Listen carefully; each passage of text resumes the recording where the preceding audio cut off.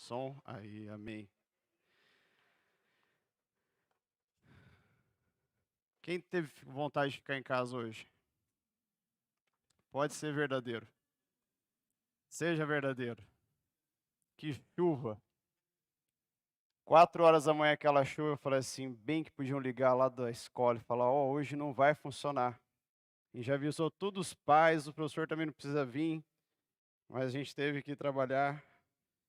E é uma honra poder vir aqui louvar e ministrar a palavra do Senhor. Irmãos, quem aqui já teve só sucesso na vida? Quem aqui já teve só derrota? Mas quem aqui teve os dois? Ah, estamos juntos. A nossa vida ela é feita igual uma montanha russa, altos e baixos. Mas tem um amigo meu que ele fala que a vida cristã ela é igual andar de bicicleta. Se você parar, você cai. E quando você para de andar de bicicleta, é isso que acontece. Ainda mais se estiver com o pé preso, não dá para você apoiar rápido o pé no chão, o tombo é certeiro. Mas quando a gente pedala e desvia de um lado, desvia do outro, passa por um buraco, passa por uma poça d'água e continua pedalando, a gente chega no nosso destino. A vida cristã é assim, é andar de bicicleta, é você se equilibrar, mas se equilibrar na palavra do Senhor, se guardar diante da palavra do Senhor. E hoje eu quero trazer para vocês um personagem da Bíblia, um profeta, o profeta Elias. E ele sim foi um homem que a gente pode colocar de altos e baixos. Se a gente fosse pegar a vida de Elias e fazer uma peça de teatro, ele daria 5 atos. Quem que já foi assistir uma peça de teatro? Tem 5 atos, 6 atos, ou são maiores, outros menores. A gente podia dividir a vida dele em 5 partes. E entender por que que ele é considerado um homem de altos e baixos. Eu quero que você abra comigo no livro de Tiago, no capítulo 5. Nós vamos ler o versículo 17. Tiago, versículo 5, capítulo 5, versículo 17. E essa primeira parte da vida de Elias, a gente vai ver que foi uma vida próspera, uma vida de abundância, uma vida de fé. Tiago, capítulo 5, versículo 17, diz assim: Elias era um homem, Elias era humano como nós. Ele orou fervorosamente para que não chovesse, e não choveu sobre a terra durante 3 anos e meio. Versículo 18. Orou outra vez, e os céus enviaram chuva, e a terra produziu os seus frutos. Então veja só, o começo aqui da história de Elias é uma história fervorosa. Um homem que orou e durante 3 anos e meio nem orvalho caiu sobre a terra. Mas depois ele volta e ora fervorosamente, e cai fogo do céu e vem uma chuva tremenda, e abençoa toda aquela região. Essa seria a primeira parte da vida de Elias, um primeiro ato, que era ele orando para parar de chover. Era Deus ali fazendo algo na vida dele. Agora eu quero que você abra comigo lá no primeiro livro de Reis, no capítulo 17. 1 Reis, capítulo 17. E nós vamos manter aqui entre o 17 até o 21, lendo alguns versículos. Porque quando Elias ele ora para parar a chuva, ele estava confrontando um homem muito poderoso na época, que era o rei Acabe. Porque o rei Acabe estava levando toda a população ao pecado. E aí ele fala, ó, durante um tempo, enquanto eu não abrir minha boca, não chove. Ele não falou 3 anos e meio no primeiro momento. Mas durou 3 anos e meio quando a gente olha para o final da história. Mas olha só, lá no versículo 6 do capítulo 17, a gente vê como Elias ele foi cuidado por Deus. Porque diz assim: os corvos lhe traziam pão e carne, de manhã e de tarde, e ele bebia água do riacho. Veja só, Elias, no primeiro momento ali, um homem de fé, fervoroso, de oração, o que falava acontecia, e Deus estava cuidando dele. Quando ele vai se esconder nessa caverna para que o rei Acabe não mate ele, Deus cuida dele, manda comida 2 vezes por dia. Passa um pouquinho agora os versículos, vamos ler o versículo 8. Olha só o que diz. Então a palavra do Senhor veio a Elias: vai imediatamente para a cidade de Sarepta de Sidom e fique por lá. Ordenei a uma viúva daquele lugar que lhe forneça comida. Vamos até o 12. E ele foi, quando chegou à porta da cidade, encontrou uma viúva que estava colhendo gravetos. Ele a chamou e perguntou: pode me trazer um pouco de água numa jarra para beber? Enquanto ela ia buscar, ele gritou: por favor, traga também um pedaço de pão. O 12. Mas ela respondeu: juro pelo nome do Senhor, o teu Deus, que não tenho nenhum pedaço de pão, só um punhado de farinha num jarro e um pouco de azeite numa botija. Estou colhendo uns 2 gravetos para levar para casa e preparar uma refeição para mim e para o meu filho, para que a comamos e depois morramos. Veja só, Elias então começa ali, Deus cuidando dele, e em todo momento ele não se sentiu desamparado. Eu quero que você comece agora a olhar para a vida de Elias e comece a pensar na sua vida.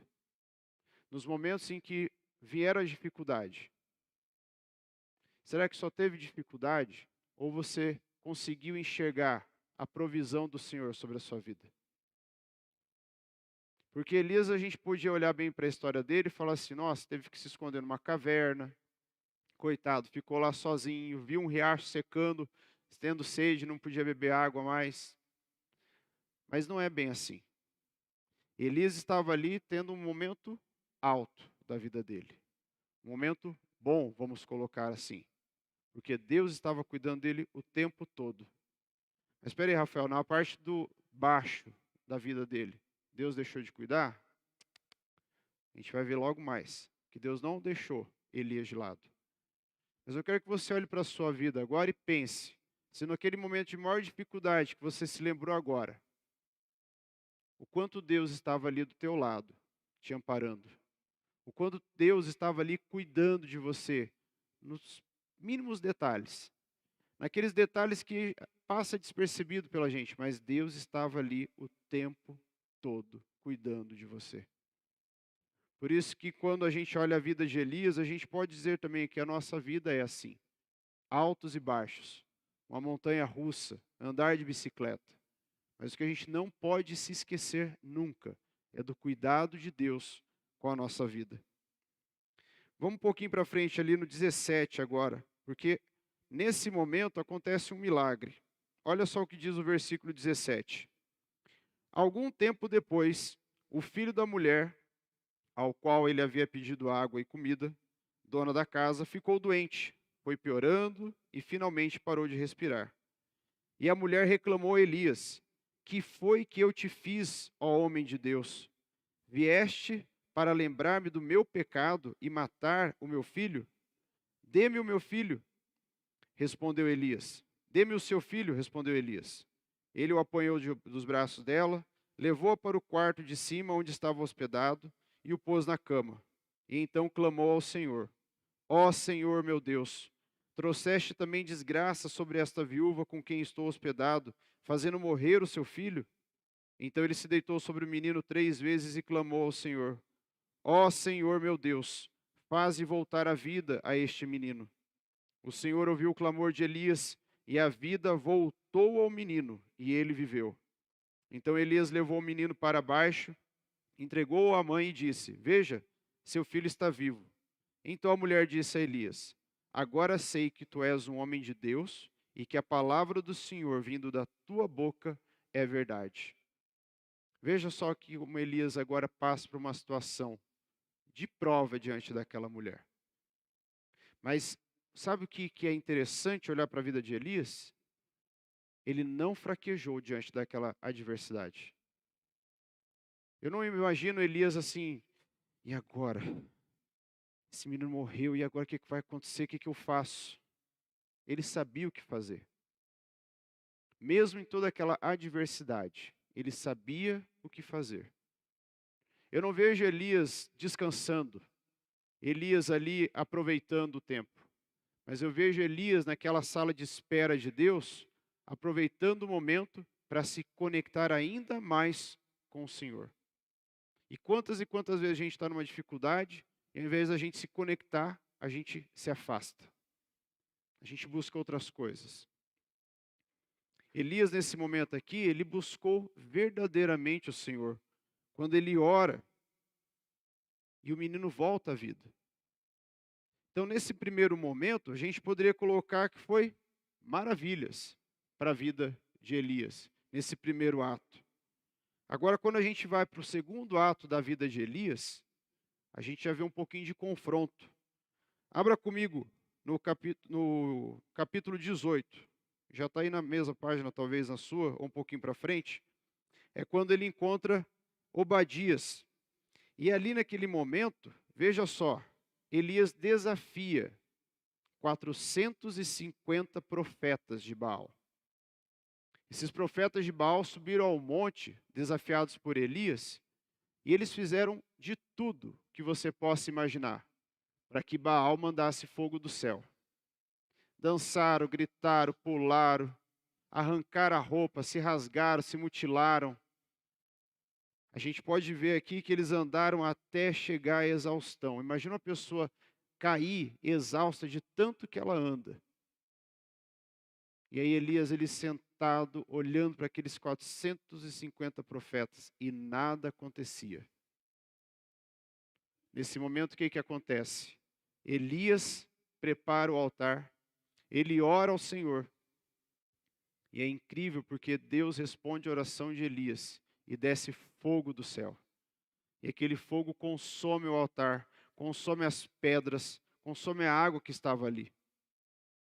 E olha só que interessante, depois disso, quando a gente vê essa parte, os profetas do Deus do fogo gritam e se cortam, mas nada acontece. E então, quando Elias ora, o povo grita: ó Senhor, tu és o Deus. Elias é o rei da montanha naquele momento.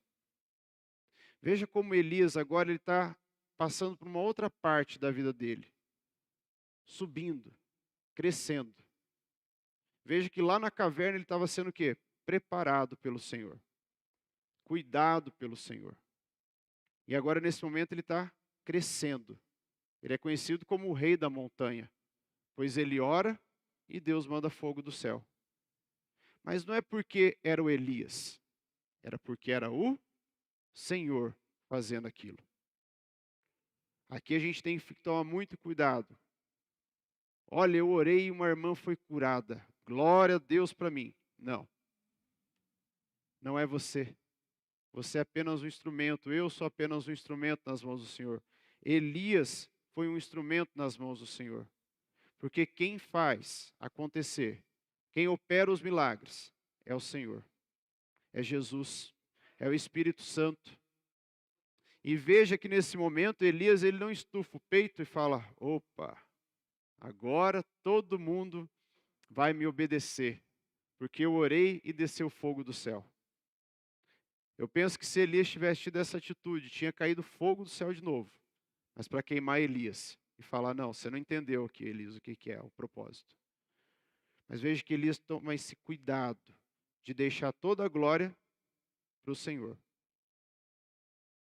E quando você fizer algo, acontecer algo na sua vida, tome bastante cuidado com isso, para que a glória vá para o Senhor Jesus, para que a glória vá para o Senhor nosso Deus.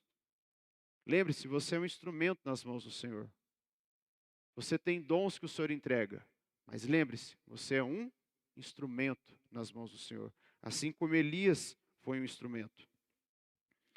Veja comigo agora o capítulo 18, versículo 30, para que a gente possa entender essa parte, quando ele está lá na montanha. Então Elias disse ao povo: aproximem-se de mim.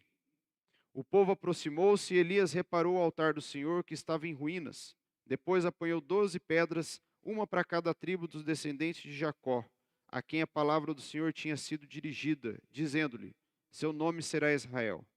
E com as pedras construiu um altar em honra ao nome do Senhor, e cavou ao redor do altar uma valeta na qual poderiam ser semeadas 2 medidas de semente. Depois arrumou a lenha, cortou o novilho em pedaços e o pôs sobre a lenha. Então lhe disse: encham de água 4 jarras grandes e derramem-na sobre o holocausto e sobre a lenha. E faça isso novamente, disse ele. E fizeram de novo.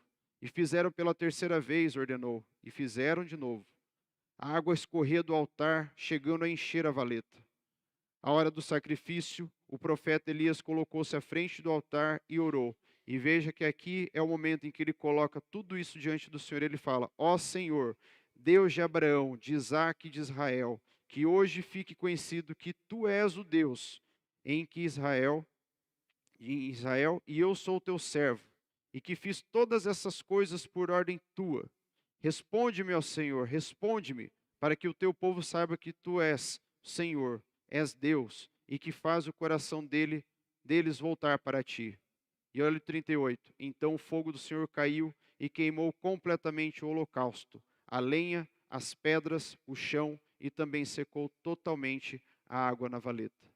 Veja o que acontece nesse momento. Eu havia falado anteriormente. Eu quis ler para ficar bem claro para você. Porque talvez falando parece que assim, desceu fogo do céu. Mas veja que a Bíblia ela é detalhista. Cada detalhe para que eu e você entenda aquilo que o Senhor pode fazer na minha e na sua vida. Porque a minha e a sua vida ela é muito importante para o Senhor. Se não fosse, Ele não teria morrido na cruz. Então, o dia que alguém olhar para você e falar que você não vale nada, não se entristeça, porque você vale muito. Você vale a vida do Senhor Jesus. E esses detalhes que tem na palavra de Deus é para mostrar isso para mim e para você.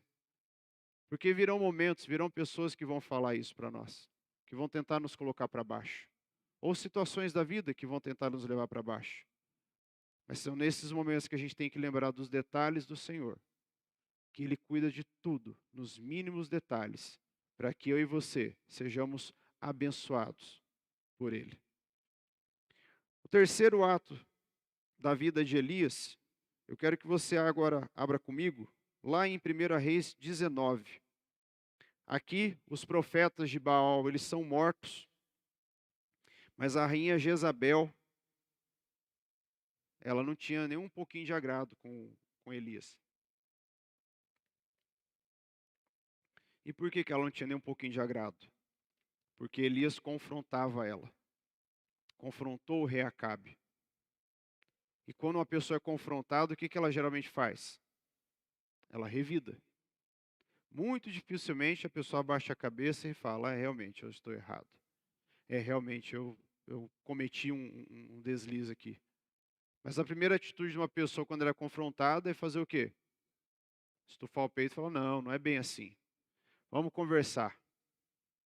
E a Jezabel estava tinindo de raiva. Ela queria a cabeça de Elias.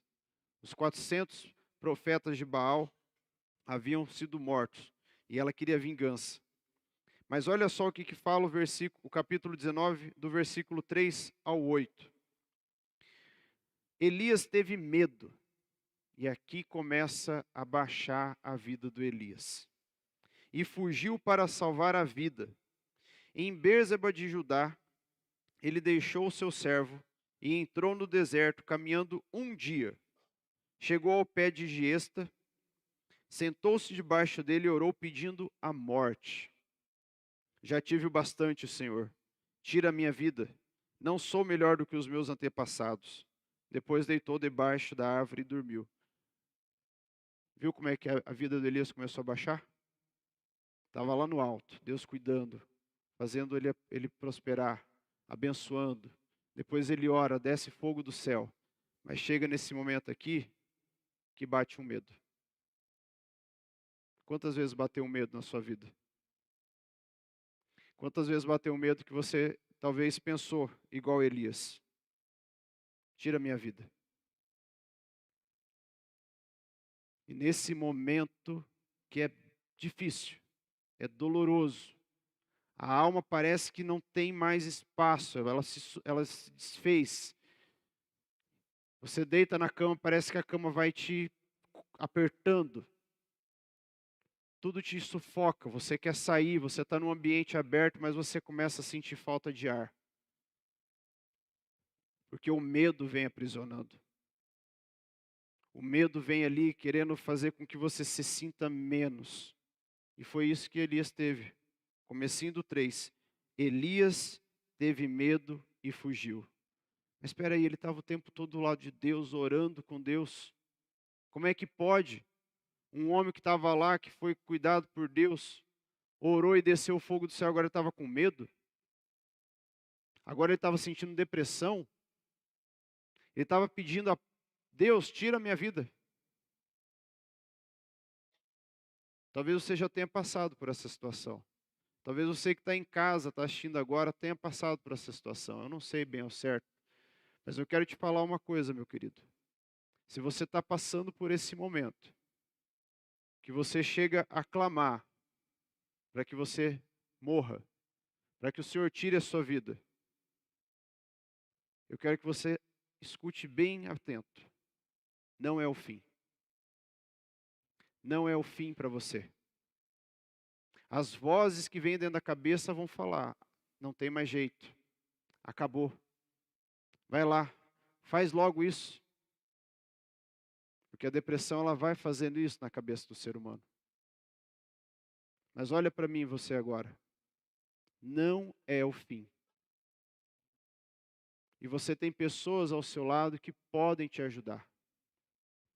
E nem estou falando isso porque a gente está no Setembro Amarelo.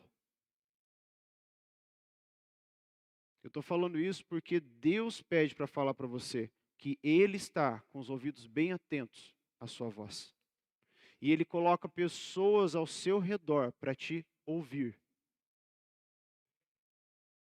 E eu sei o quanto é difícil você querer abrir o coração, você colocar aquilo para fora e não ter ninguém às vezes do lado. Você sentir vontade mesmo de, Deus, acabou, já não tem mais o que fazer. Você olha para um lado, tá uma barreira, você olha para o outro, tá uma barreira. É como se fosse um labirinto, você não encontra saída. E aí você começa a afundar na cama, você começa a afundar na cadeira, você começa a se trancar, você não quer ver as pessoas. E vem aqueles pensamentos de morte. Assim como Elias, de medo, uma depressão tão grande que ele queria que tirasse a vida dele. Mas olha só o que acontece. Vamos continuar aqui. Eu parei no versículo 5. Depois se deitou debaixo da árvore e dormiu. De repente, um anjo tocou nele e disse: levante-se e coma. Elias olhou ao redor e ali, junto à sua cabeça, havia um pão assado sobre brasas quentes e um jarro de água. Ele comeu, bebeu e deitou-se de novo. O anjo do Senhor voltou, tocou nele e disse: levante-se e coma, pois a sua viagem será muito longa. Então ele se levantou, comeu e bebeu. E fortalecido com aquela comida, viajou 40 dias e 40 noites, até chegar a Horebe, o monte de Deus. E ali entrou numa caverna e passou a noite. Elias estava no fim. Elias estava no ponto de fazer a loucura da vida dele para parar. Uma rainha poderosa queria a cabeça dele numa bandeja. Uma rainha poderosa queria a morte dele a todo custo, porque os seus profetas, a quem ela servia, a quem ela buscava a atenção, a quem ela buscava orientações, haviam sido mortos. Mas Elias, naquele momento, ele não foi desamparado por Deus. Por isso, não pense que você é desamparado por Deus. Porque você pode estar na situação mais complicada da sua vida. Existe uma saída. Não é o fim. Você não está num labirinto sozinho. Deus está olhando para você lá de cima. Ele está colocando o dedo assim, falando assim, é por aqui, ó. Agora anda para cá, anda para cá, anda para lá, vai, e você vai encontrar a saída. Mas busque ao Senhor de todo o teu coração. Quantas e quantas pessoas eu conheço que estão hoje vivendo nesse labirinto. Eu sou professor de adolescentes e eu dou aula para adolescentes com 12, 13 anos que tomam Rivotril. que chegam até mim e falam assim: professor, eu estou assim, ó, num labirinto. As vozes estão falando na minha cabeça. E isso é terrível, porque eu penso assim, poxa, é uma adolescente de 12 anos. Não é um adulto. Mas é uma adolescente de 12 anos que tem um histórico de um adulto de 50. Que tem um histórico de um senhor de 60, 80 anos. E que no momento ali de fraqueza ela não está conseguindo encontrar a resposta e ela está buscando ajuda. E ela ainda abre a boca e pede, mas e quantos que não abrem a boca e pede? Quantos e quantos se fecham, se escondem, vão para o seu quarto e ali tentam de tudo para tirar a própria vida? Mas não se esqueça, porque o Senhor Deus, Ele está do teu lado. O Senhor Deus está olhando para você. Nesse momento, se você está olhando para um lado e só vê paredes, olha para cima. Olha para o Senhor, porque assim como Ele guiou os reis para poder achar Jesus na manjedoura, Ele vai guiar a sua vida. Ele vai brilhar radiante para você olhar e falar: é ali que eu tenho que ir. E você vai sair desse labirinto. Você vai sair desse baixo momento da sua vida e vai começar a subir. Olha só, o remédio que Deus usa para curar a depressão de Elias, ali foi a alimentação, porque ele faz o anjo acordar Elias 2 vezes, Elias come e volta. Mas Deus, ele é tão maravilhoso que ele pode usar o que ele quiser para tirar você dessa situação, seja ela qual for. E aí nós vamos para o quarto ponto, o quarto ato de Elias, se a gente dividisse ele num teatro, que é quando Elias volta ao trabalho. E o que é esse trabalho de Elias? Abra comigo agora em 1 Reis 21, um pouquinho para frente ali onde você está com o dedo na Bíblia. A gente vai ler o versículo 4.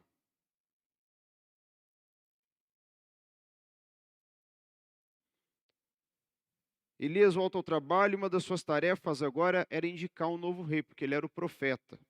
Então veja só o que fala no versículo 4. Então Acabe foi para casa aborrecido e indignado, porque Nabote de Jezreel lhe dissera: não te darei a herança dos meus pais. Deitou-se na cama, virou o rosto para a parede e recusou-se a comer. Jezabel, sua mulher, entrou e lhe perguntou: por que você está tão aborrecido? Por que não come? E ele respondeu: porque eu disse a Nabote de Israel: venda-me a sua vinha, ou se preferir, eu darei a você outra vinha no lugar dessa. Mas ele disse: não te darei a minha vinha. Veja só o que acontece no versículo 4. O rei Acabe estava indignado porque ele não podia comprar uma vinha. Dá sua vinha para mim que eu quero comprar, mas ele não, o Nabote não quis. E aí Elias entra na cena. Vamos lá no versículo 7. Disse-lhe Jezabel, sua mulher: é assim que você age como o rei de Israel? Levante-se e coma, anime-se, conseguirei para você a vinha de Nabote. Então ela escreveu cartas em nome de Acabe, pôs nelas o selo do rei e as enviou às autoridades e aos nobres da cidade de Nabote. E naquela carta ela escreveu: decretem um dia de jejum e ponham Nabote sentado no lugar de destaque entre o povo. E mandem 2 homens vadios sentar-se em frente dele e façam que com testemunhe que ele amaldiçoou tanto a Deus quanto ao rei. E levem-no para fora e apedrejem-no até a morte. Depois que o dono dessa propriedade é morto, o que consegue ali? Elias vai e confronta o Acabe. Porque ele não conseguiu, da forma correta, comprar aquela vinha. Como que ele conseguiu? Quando o homem morre. Aí é mais fácil, não é mesmo? A gente mata ele, a vinha é minha. E olha que a gente tem várias histórias, se a gente for buscar na história da humanidade, de pessoas que foram nesse ponto. Manda matar, porque eu vou lá e consigo o que é meu. É muito mais fácil. E é nesse momento, então, que Elias, ele confronta o rei Acabe. Vamos lá no versículo 17 agora, para você entender. Então, a palavra do Senhor veio ao tesbita Elias. Vai encontrar-se com Acabe, o rei de Israel, que reina em Samaria. Agora ele está na vinha de Nabote para tomar posse dela. E diga-lhe, assim diz o Senhor: você assassinou um homem e ainda se apossou da sua propriedade? E acrescente, assim diz o Senhor: no local onde os cães lamberam o sangue de Nabote, lamberão também o seu sangue. Isso mesmo, o seu sangue. Acabe disse a Elias: então você me encontrou, meu inimigo? Eu encontrei, ele respondeu, porque se vendeu para fazer o que o Senhor reprova. E então ele diz que o rei morrerá. Veja que dele volta para o trabalho dele. Vamos relembrar? Ele estava lá na bênção, orando fervorosamente, Deus abençoando, dando comida para ele. Aí ele vai subindo. Aí ele chega num ponto que ele ora e vem fogo do céu. Passado aquele momento, ele tem medo, foge para o deserto, porque Jezabel quer a cabeça dele. Aí ele entra em depressão.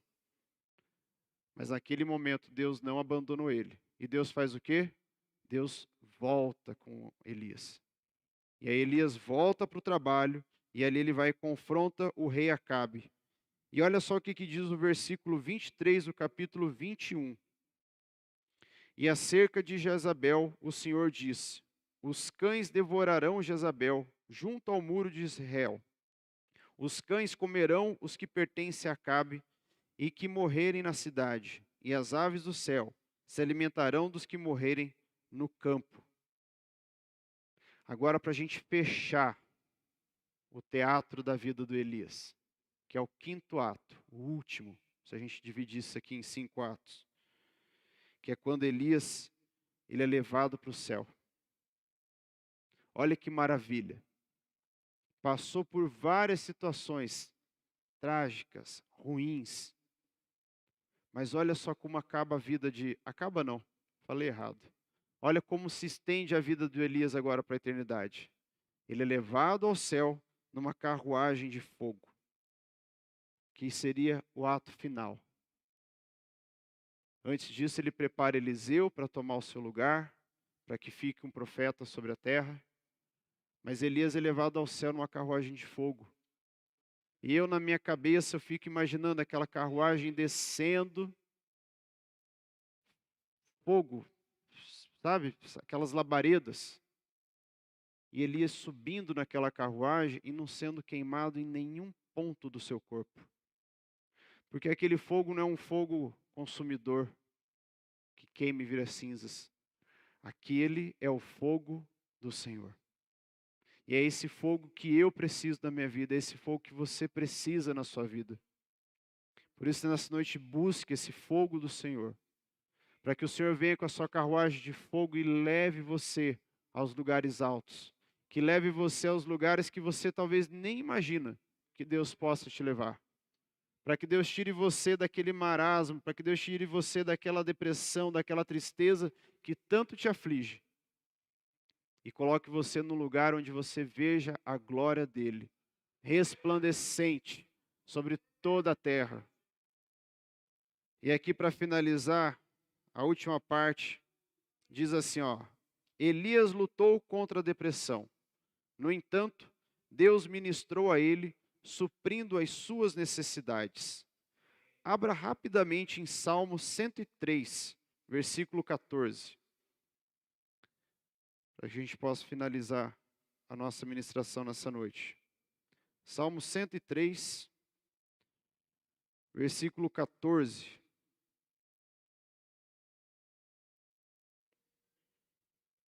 Vamos ler o 13, para a gente poder pegar todo o contexto.